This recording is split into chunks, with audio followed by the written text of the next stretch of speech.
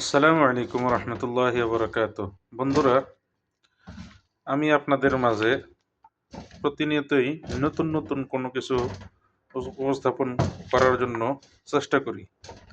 আজকে রান্না করব কেসকি মাছ দিয়ে আলু দিয়ে তরকারি। এটা খুব সুন্দর করে মাখিয়ে নিয়েছি, দেখেন। মশলা, সব ধরনের মশলা দিয়ে এখানে মাখিয়ে রেখেছি। এরপরে এটার মধ্যে এখন তেল দিয়ে দিব। তেল দিয়ে দেওয়ার পরে এটাকে এমনি করে সুন্দর করে তারপরে সাজিয়ে দিব। এরপরে পরিমাণ মতো এখানে একটু পানি দিয়ে নিব। দেখতে থাকেন, ইনশাআল্লাহ ভালো হবে রান্নাটা। এখানে কিছু তেল দিয়ে এরপরে পানি দিয়ে আমি এটাকে প্যানের মধ্যে চুলার উপরে বসিয়ে দিয়েছি। এটা কিছুক্ষণ পরে যখন বলক আসবে তখন আমি এটাকে এটার উপরে মাছ ছেড়ে দিব। আপনারা দেখতে থাকবেন ইনশাআল্লাহ। এটা আমি ঢেকে দিচ্ছি ঢাকনা দিয়ে ঢেকে দিলাম। এরপরে বাকি কাজটা আমি সম্পন্ন করি। এখানে কিছু রসুন আছে, আমি রসুন নিয়ে নিলাম। রসুনগুলো দিতে অবশ্য ভুলে গেছি, এখন দিয়ে দিব। এই রসুনগুলো কুচি কুচি করে কেটে এরপরে দিয়ে দিব। আর এখানে আছে দেখেন কেসকি মাছ, কত সুন্দর কেসকি মাছ। এই মাছগুলো বরফ হয়েছিল, তো এটা অবশ্য বরফটা ছেড়ে দিছে, দেখেন সুন্দর করে। এই মাছটা আমি সুন্দর করে ধুয়ে এরপরে উপরে ছিটিয়ে দিব। আপনারা দেখতে থাকেন, ইনশাল্লাহ রান্নাটা খুবই মজাদার হবে, সুস্বাদু হবে। দেখতে থাকেন। দেখেন বন্ধুরা, আমি রসুনগুলো সুন্দর করে কুচি করে কেটে নিয়েছি। এবার এটাকে আমি ঢাকনাটা উঁচা করে এখানে দিয়ে দিব। সুন্দর করে উপরে ছিটিয়ে দিয়ে দিচ্ছি, দেখেন। পুরুষ মানুষ কে বলেছে রান্না করতে পারে না? যদি রান্না করতে পারে তাহলে মহিলাদের থেকেও মজা হয়। ঠিক আছে, মহিলাদের থেকেও অনেক মজা হয় রান্না, যদি আসলে পুরুষ মানুষ মন দিয়ে রান্না করে। ঠিক আছে, তো আমি রসুনের কুচিগুলো দিয়ে দিলাম। এখন আমি মাছগুলো ধুয়ে এরপরে এটার মধ্যে ছিটিয়ে দিব সুন্দর করে। দেখতে থাকুন, খুবই মজাদার হবে, সুস্বাদু হবে আজকের রান্নাটা।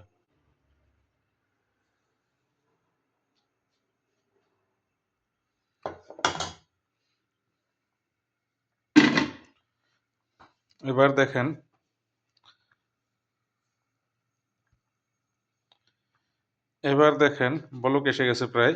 আমি এখন মাছগুলো ধুয়ে এনেছি, এই মাছগুলো সুন্দর করে উপরে এভাবে ছিটিয়ে দেব।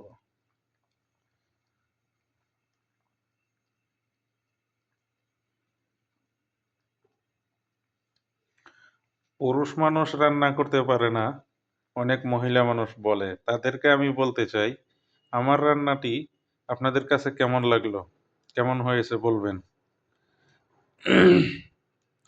অবশ্য মজা হবে, কারণ মহিলা মানুষ যদি দেখতে থাকেন তাহলে অবশ্যই তাদের গা জ্বলতে পারে। এবারে আমি ঢাকনাটা তুলে দিচ্ছি। তুলে নিয়ে দেখলাম মোটামুটি ভালোই আহ, হতে চলেছে, সুন্দর হবে। কালারটাও বেশ ভালোই দেখা যাচ্ছে। মাছটা মাছগুলো খুব সুন্দর মশলার সাথে মিশে মিশে যাচ্ছে। তো আপনারা দেখতে থাকেন, অবশ্যই রান্নাটা সুস্বাদু হবে। আপনারাও চাইলে চেক করতে পারেন, ইনশাআল্লাহ। আমি ধনিয়া পাতা কেটে রাখবো এখন, ধনিয়া পাতা উপরে ছিটিয়ে দেওয়ার জন্য। দেখেন বন্ধুরা, এখানে আমি ধনিয়া পাতা কেটে রেখেছি কুচি করে। এটা আমি তরকারির মধ্যে সুন্দর করে ছিটিয়ে দিয়ে দিব, তবে এখন নয়, আরো কিছুক্ষণ পরে। দেখতে থাকুন ইনশাআল্লাহ। একটা কথা, সেটা হলো, আমি নতুন ইউটিউবার, ইউটিউব চ্যানেলটি নতুন স্টার্টিং করেছি। তো আপনাদের যাদের ভালো লাগবে আমার ভিডিওটি, চ্যানেলটি, তারা অবশ্যই চ্যানেলটিকে সাবস্ক্রাইব করে রাখবেন এবং লাইক কমেন্ট শেয়ার করতে ভুলবেন না। বেল আইকনটি ক্লিক করে রাখবেন। নিত্য নতুন ইউটিউবের আপডেট ভিডিও পেতে বেল আইকনটি ক্লিক করে রাখুন এবং সব সময় আমার ভিডিওটি দেখবেন। ইনশাআল্লাহ অনেক কিছু উপভোগ করতে পারবেন। আমি একজন সৌদি আরব প্রবাসী। সৌদি আরবের বিভিন্ন জায়গাতে আপনার মরুভূমি আছে।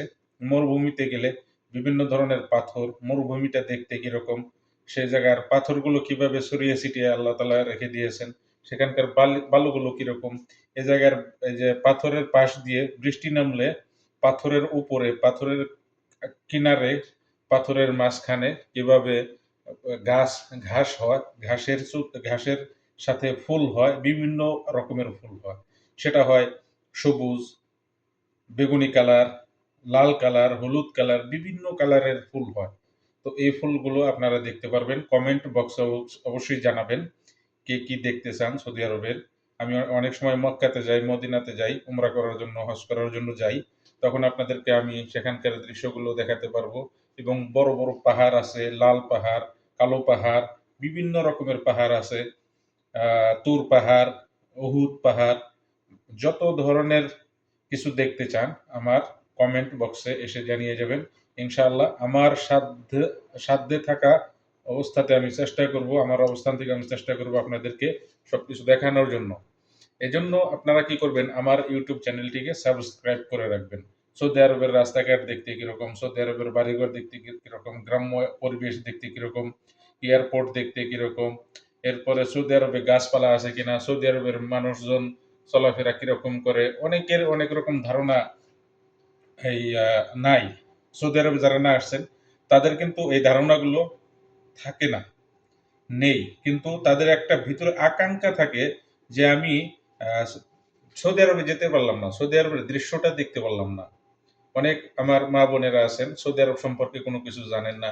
পাক মাটিতে আসলে মানুষজন কিরকম চলাফেরা করে, তাদের নিত্য প্রয়োজনীয় জিনিসপত্র কি কি, সুপার মার্কেটগুলোতে কি কি পাওয়া যায়, আহ, এগুলো কিরকম দাম থাকে, সৌদি আরবের যে জিনিসপত্রের দাম বাংলাদেশের তুলনায় সৌদি আরবের দাম বেশি না সৌদি আরবের থেকে বাংলাদেশের দাম কম, মানে একটা আইডিয়া থাকা দরকার।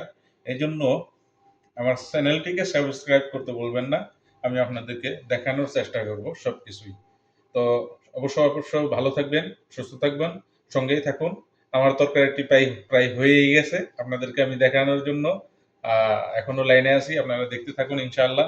আমার তরকারিটা আপনাদের কাছে কেমন লাগলো অবশ্যই কমেন্ট করে জানিয়ে দিবেন। লাইক এবং শেয়ার করতে বলবেন না। আর একটা জিনিস দিতে আমি ভুলে গিয়েছিলাম, প্রায় তরকারিটা শুকিয়েই গেছে। যাই হোক, প্রায় হওয়ার পথে তরকারিটা। এখন আমি দিয়ে দিচ্ছি একটি কুচি করে রেখেছিলাম ছোট্ট একটি টমেটো। টমেটো দিলে অবশ্যই তরকারিগুলো অনেক মজা হয়। তো দিতে ভুলে গিয়েছিলাম, এখন দিয়ে দিলাম। দেখতে থাকুন।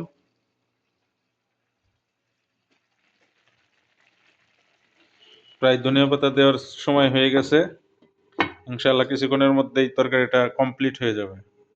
আমি এখন এখানে দিয়ে দিব এই ধনিয়া পাতা কেটে রেখেছিলাম, অনেকে সস পাতা বলেন, কেউ আবার ধনিয়া পাতা বলেন। তো এটা আমি দিয়ে দিলাম।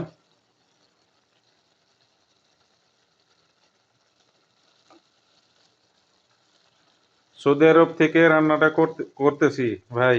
বিদেশে থাকি, প্রবাসে থাকি, এখানে নাই কোনো মহিলা মানুষ, নিজের ফ্যামিলিগত কেউ নেই যে রান্না করে খাওয়াবে। নিজেরটা নিজেরই করতে হয় ভাই, ডিউটির ফাঁকে ফাঁকে রান্নাটা করলাম। জানি না লবণ কম হয়েছে না বেশি হয়েছে।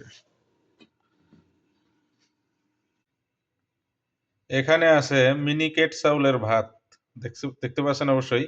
মিনিকেট চাউলের ভাত রান্না করেছি, এই ভাত দিয়েই ওই তরকারি। আজকে শীতের দিন, রোদ উঠেছে, খুব সুন্দর রোদ উঠেছে, দেখেন একদম ঘরের ভিতরে রোদ আসছে। এই যে রোদটা অনেক ভালো লাগতেছে।